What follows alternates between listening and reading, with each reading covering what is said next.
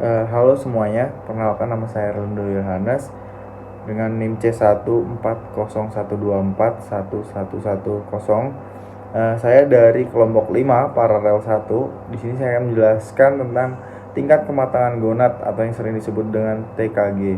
Nah, TKG ini sering dianalisis secara histologis dalam studi reproduksi ikan karena mampu memperlihatkan struktur jaringan gonad secara detail melalui mikroskop.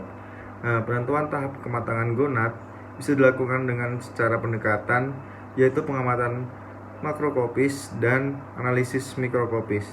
Secara makroskopis, penilaian didasarkan pada bentuk, warna, serta kondisi umum oosit. Nah, sedangkan pemeriksaan mikroskopis itu bisa menitik beratkan pada perkembangan sel kelamin secara spesifik. Flores et al. 2019. Proses kematangan donat dipengaruhi oleh interaksi faktor lingkungan dan mekanisme fisiologi internal, termasuk umur, spesies, suhu, dan arus.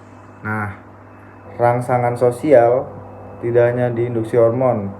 Biasanya, induksi hormon itu dimanfaatkan untuk mempercepat kematangan gonad dan meningkatkan keberhasilan pemijahan.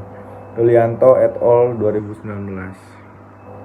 Oke, jadi hal yang pertama kami lakukan di sini untuk memastikan lubang orogenital untuk melakukan kanulisasi pada tahap yang pertama.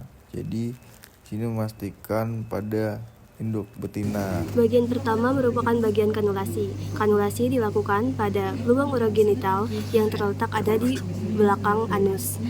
Cirinya dapat dilihat dari warna kemerahan dan pada prosesnya lubang urogenital dimasukkan kateter dan disedot secara perlahan. Asumsi TKG pada lele betina menunjukkan bahwa ini adalah di fase TKG 1 dan juga TKG 2. Karena pada fase ini telur belum terbentuk dan juga tidak bisa terlihat ada di kateter. Selanjutnya kita mengamati ikan mas. Ikan mas ini dikenal sebagai salah satu komoditas utama dalam perikanan air tawar karena menyumbang reproduksi yang cukup besar setiap tahunnya. Ikan betina umumnya memiliki kecepatan pertumbuhan yang lebih tinggi dibandingkan ikan jantan. Berdasarkan klasifikasi taksonomi, spesies ini termasuk dalam famili Cyprinidae, Geo et al. 2022. Reproduksi berlangsung saat induk yang telah mencapai kematangan gonad memperlihatkan perilaku memijah pada kondisi lingkungan yang mendukung. Telur yang dilepas oleh induk betina akan melekat pada substrat seperti kakaban ataupun ranting-ranting, lalu mengalami pembuahan secara eksternal oleh sperma dari induk jantan. Ramadan dan Sari 2018. Oke guys, jadi di sini kita mengamati pada ikan emas betina terdapat gonad di bagian bawah. Lalu dengan ciri-cirinya ini ada di tingkat kematangan gonad 2.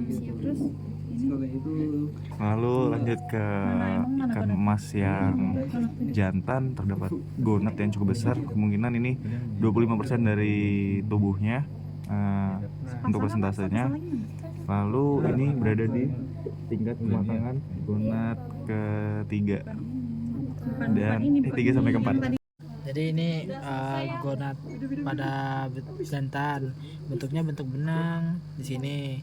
Terus untuk ini adalah untuk betina, bentuknya adalah tubular. Baik, mungkin sekian, terima kasih.